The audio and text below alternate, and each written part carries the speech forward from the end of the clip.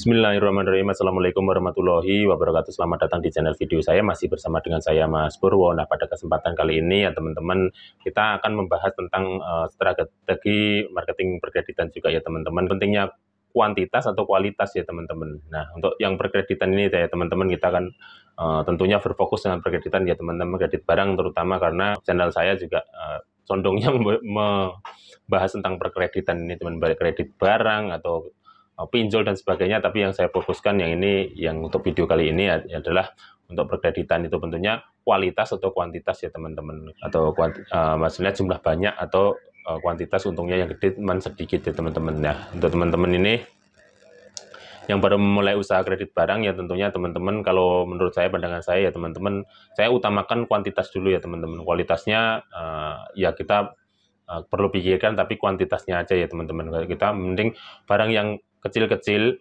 banyak ya teman-teman, daripada barang yang satu gede untungnya ya gede cuman satu barang, atau misalkan dua barang kita bandingkan dengan 10 barang. Kalau saya mending 10 barang ini yang kecil-kecil daripada dua barang ini yang gede-gede ya teman-teman. Apa ya kelebihannya ya teman-teman?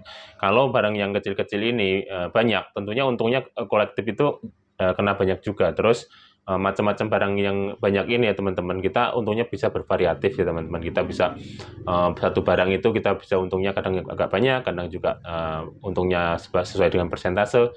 Itu tergantung kita juga mengambil barang dari distributornya ya teman-teman. Kita untungnya bisa bervariatif kalau banyak. Nah, kelebihannya di kuantitas ini, kalau kita kuantitasnya banyak, itu ya teman-teman, kalau kita misalkan mengalami kendala, salah satunya angsuran macet ya teman-teman. Kalau banyak itu kan kemungkinan yang macet misalkan cuma 20% dari 10, berarti kan cuma 2 orang yang macet ya teman-teman. Nah, kalau misalkan kita yang kuantitas, mengandalkan kuantitas, 1, 2 yang kita ngambil untungnya yang gede, yang 1, 2 ini satu macet, yang misalkan ya kita dapat nasabah gede 2 macet, kita modalnya kita alokasikan ke 2 gede yang macet ini, yang ke modal kedua ini ya teman-teman, yang kuantitasnya gede ini teman-teman. Misalkan kita dapat nasabah 2, kita atau customer 2 yang gede ya teman-teman. Kuantitas ya teman-teman, 2 ini yang gede ya teman-teman, modalnya kita alokasikan ke situ. Nah, misalkan di situ ada yang macet 1, nah otomatis tinggal 1 lagi ya teman-teman. Nah, di situ ya misalkan telat sebulan atau telat 2 bulan, ya otomatis modalnya nggak muter lagi. Nah, kalau kita alokasikan untuk modal yang gede, modal yang misalkan untuk 2 ini kita sebar menjadi 10 misalnya teman-teman,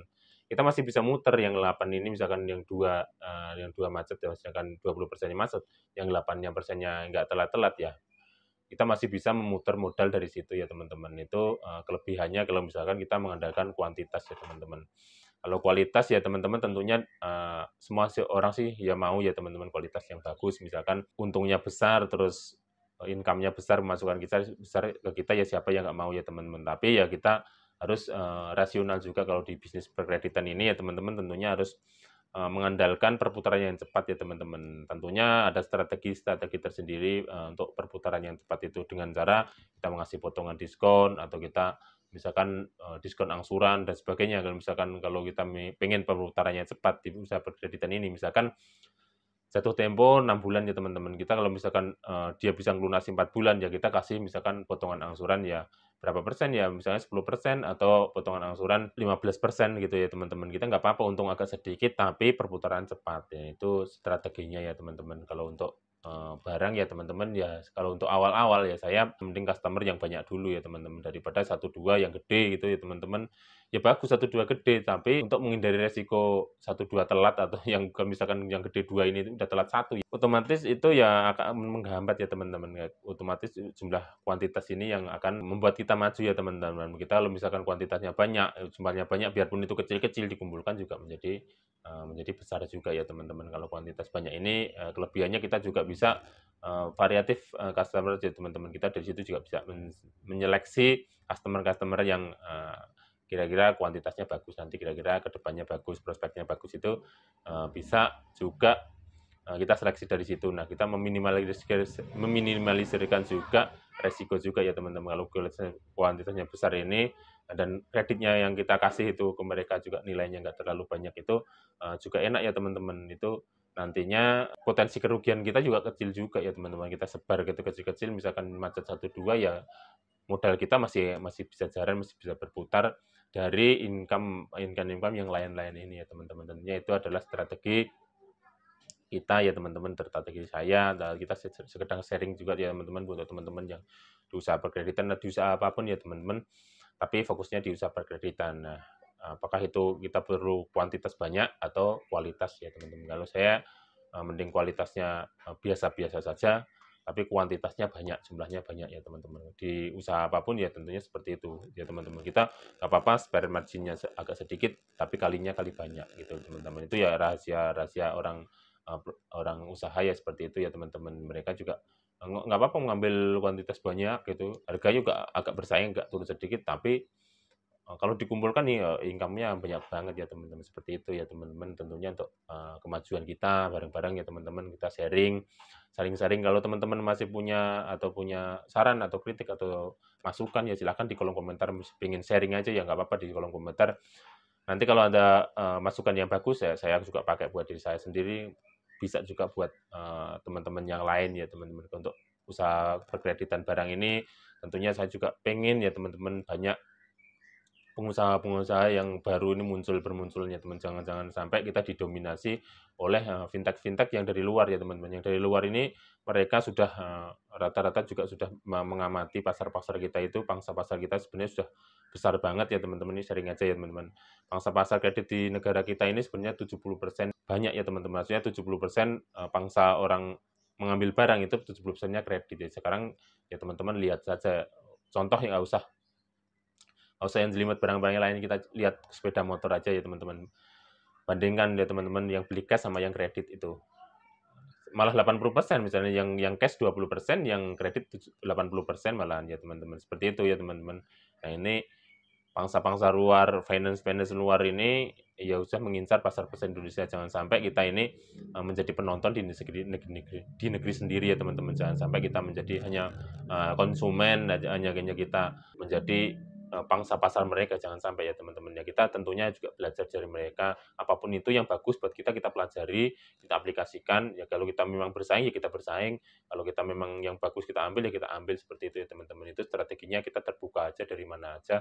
Untuk apa ya teman-teman? Untuk kemajuan diri kita sendiri, kita untuk ya kita minimal kalau misalkan kita income-nya untuk orang kita sendiri kan, misalkan kita untuk membangun, untuk jajan, untuk apa-apa itu ekonomi yang maju kan kita sendiri teman-teman. Bayangkan kalau misalkan orang Singapura datang ke sini, dia mendirikan seperti Kredivo itu ya teman-teman. Income-nya banyak, untungnya banyak triliunan ya.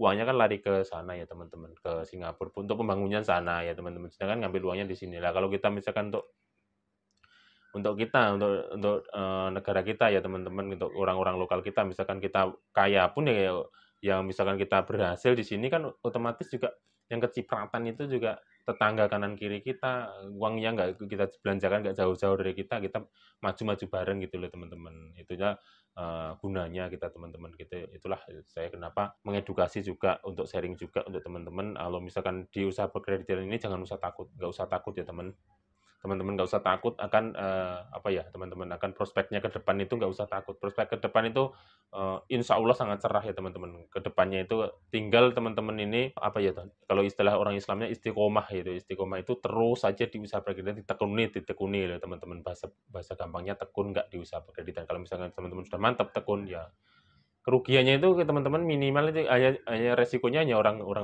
kredit macet aja.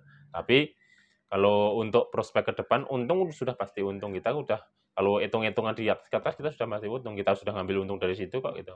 Udah jelas misalkan minimal kita 30% itu udah jelas. 30% kalau misalkan kali 6 bulan ya udah pasti untung 6 bulan kemudian ya. Tinggal kita jeli enggak, kita bisa mengedukasi enggak, kita dapat customer bagus atau enggak. Ya itu kita pinter-pinternya mengambil peluang dari situ. Pinter-pinternya kita belajar dari situ. Nah, kita itu belajar membaca peluang dan belajar mengedukasi nasabah, mengedukasi customer ya dari fintech ini, dari orang-orang yang orang-orang luar itu juga, mereka juga belajar juga teman-teman, melihat pangsa pasar kita yang besar ini juga. Mereka agak lebih susah kalau misalkan mereka beradaptasi di kita ya teman-teman, di Indonesia itu agak susah beradaptasi. Nah, kalau kita sudah tahu ya keseharian kita, kanan kiri kita sudah tahu kan, otomatis sebenarnya kita mempunyai keunggulan dari situ ya teman-teman. Ini sekedar juga untuk membuka wawasan teman-teman bahwa prospek kedepannya ini sangat bagus ya teman-teman. Mudah-mudahan ya teman-teman yang sedang merintis usaha kredit atau sudah berjalan di usaha perkreditan ini, mudah-mudahan teman-teman ini istiqomah, mudah-mudahan teman-teman ini tekun di usaha perkreditan ini. Yakinlah kalau di ke depan teman-teman akan berhasil ya teman-teman ya.